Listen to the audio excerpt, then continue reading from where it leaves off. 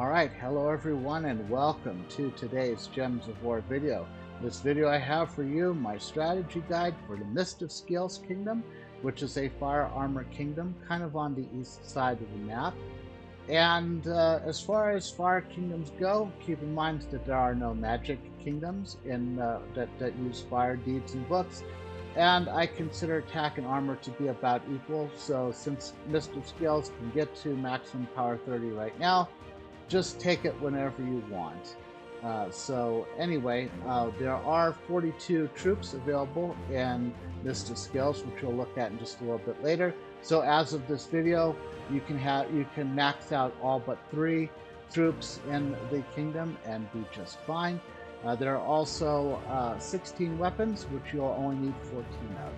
So anyway, let's go ahead and take a look at Mist of Scales in detail. Let's not go there. So anyway, of the troops that are available in Mist of Scales, you can pretty much get them all as you want them from the chests, Soulforge, whatever. Of course, keep in mind that the 5 troops from the Dark Pits have to be acquired from the portal in the Dark Pits. And the World, which is a really good tarot card, and it's also a major arcana card, can only be acquired from the vaults by defeating Cedric Sparkleshack. But it is one that does have some relevance, so you might want to also level that one up if you happen to get it. So as far as the mythics, and this is where some of the flexibility with the troops that you acquire and max out might come into play. There are 4 mythics. They're available in Mist of Scales, and there's one mythic that's called Takshaka. And Takshaka is a very, very useful mythic, probably a mythic that you're going to want to get sooner rather than later. The 3rd trait creates a ×3 wild card when your turn begins. That allows you to automatically cash in that wild card and get lots and lots of mana. And Takshaka's spell does a lot of true damage to an enemy and also a random enemy, and then creates a mix of 20 blue and green gems. The number of blue and green gems is fixed, doesn't go up or down, and the amount of true damage to the 2 enemies is based on the magic, so that can go up and down. So basically getting a lot of magic stacked on Takshaka is going to be very big. You may notice that I have this at Elite Gold. That's because at Elite Gold it's going to get 4 magic, which is going to increase this by a bit. There's also a pet that we're going to talk about later. So Takshaka, you can basically get Takshaka. That's going to be your top priority as far as Mist of Scales. And then what do? There are a lot of good reasons to have a team that might have multiple Takshakas, and mostly the reason why you do that is that Rainbow Scales will basically kick in at the beginning of your turn for every Takshaka that you have. So if you have just 1 of them, you get 1 ×3 wild card. If you get 2 of them, you get 2 of them, and 3, you get 3. You probably won't have all Takshakas on your team, but anyway, as far as the other mythics, the one I would recommend that you take a look at is Urali. Urali poisons all enemies on 4 and 5 gem matches, and also does magic +2 true damage to all enemies that are boosted by ×3 for every Naga and for every undead ally. And Urali will count as a Naga, but not as an undead. And then she also summons a Bone Naga. So Urali is actually going to be very useful in many teams. You could have a team that has, instead of 2 Takshakas, you could have a Takshaka and a Urali, or you could have 2 Takshakas and 1 Urali if you don't want anyone else on your team.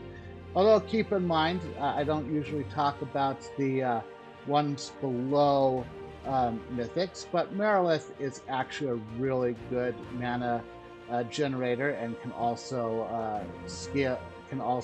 increase her attack by quite a bit. So if she is at the beginning, at the front of your lineup, she is actually really good to have, even if she does block Takshaka on red.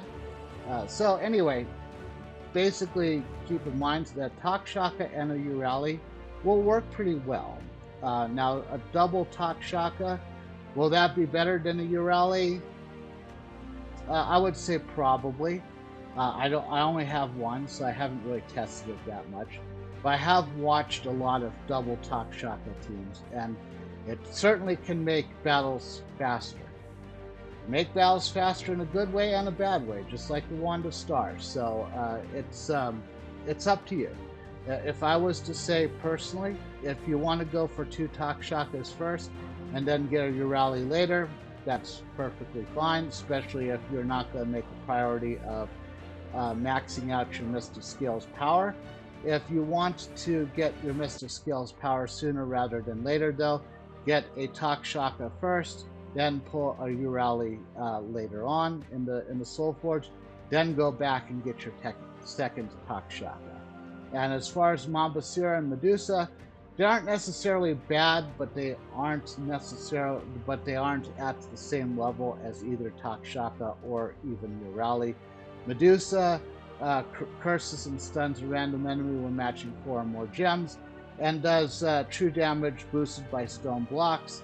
It's fine, but most of the teams from Hellcrag are going to outperform her. Mambasira, best thing about Mambasira, gives all green allies 1 to all stats at the start of each turn.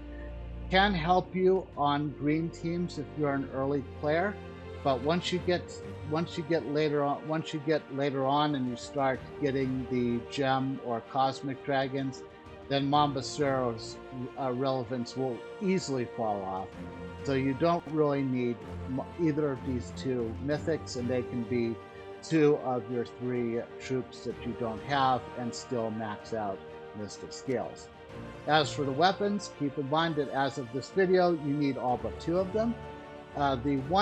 The 2 weapons I'm going to talk about, first I'm going to talk about the only Doomed weapon that's available in Mystic Skills, and that is the Doomed Loop. This is the magic ring that is green mana. I did not level this up during the Tower of Doom when it appeared. However, as I played around with some of the other rings and other mana colors, I found that this is particularly useful in some situations. It's never going to be useful in PvP, but it does have some relevance in other teams. So do think about tempering this if you do get this from the Soul Forge. The other weapon to think about that is difficult to get is the Pit Knife. This is the one that is only available during a Dark Pits faction assault. It's a weapon to have, but it's not a weapon to use. So if you want it, you can get it. If you don't have it, don't worry, you don't need it. So anyway, let's go ahead over to the Assassin class. The Assassin class is a little bit different than most of the classes that we consider liking to use. This one is really meant for your hero to be in the top position. It doesn't really give you a lot of help with mana. Instead, what it does is it gives you traits like Assassinate, which gives you a 10% chance to assassinate or insta-kill the last enemy whenever your hero does skull damage. So for that reason, if you're using Assassin class, your hero probably should be in the first position. As far as talent trees, I think Assassin is one that is definitely worth taking all the way to champion level 100, because at champion level 100 you have a 7% chance to assassinate the last enemy when another enemy dies. And I have seen, just in case you were wondering, I have seen Rising Shadows and Assassinate happen at the same time, and have skull damage happen to one enemy, having the last enemy get killed off, and then when that enemy gets killed off, the second to last enemy gets killed off with Rising Shadows. It does happen. So it is something that can make uh, it can make a lot of your uh, games a little bit quicker. It's certainly not Elementalist, but it is kind of fun. At champion level 20, you can see I don't have it selected right now, but you can get an Ice Storm or Dark Storm at champion level 20. I believe that is the only mana related bonus that you can get. Only have it set to backup if you don't want either one of these storms. Okay, anyway, so that's Assassin class, and let's move along to the pets. Again, to max this out, you're going to need 4 pets at level 20, plus a 5th pet at any level. Of course, we've got the Swampies. The Swampies are the ones that are going to give you the Mist of Scales team bonus, so make sure you have all of those at level 20. Once you complete the Dark Pit, the Joust Mouse will be the one that gives you the team bonus for Dark Pits. So if you're going to max it out, you should basically consider that you're going to get all 3 of these maxed out. As far as the 4th one, I'm just going to say, and this is normally I would go with the one that gives you a team bonus for a troop type, and certainly Snakelet is just fine. But Takshaka's Worm, assuming you have both Takshaka's Worm and Takshaka itself, then you should be using Orb of Minions to get Takshaka's Worm completely maxed out, so that you can get the 5 skill point bonuses for Takshaka, and that will include 5 magic points. So that is going to get your Takshaka to do more damage when Takshaka uses its skill. All the other ones that are relevant will also give you character troop bonuses, like the Basilisk's Hatchling, which gives you a bonus for Basilisk. Swamplash gives you a bonus for Swamplash, and Were-Rat's Miasma will give you a bonus for Were-Rat, assuming that you actually care to use Were-Rat for anything. And that is it. So if you enjoyed this video, please consider leaving a like, subscribe to this channel, and or follow me on Twitch if you'd like to see more of my content. And in the comments below, let me know what you think. Would you recommend going for 2 Takshakas, or going for Takshaka, then Urali, then for a second Takshaka after that? And with that, I'll see you in the next video.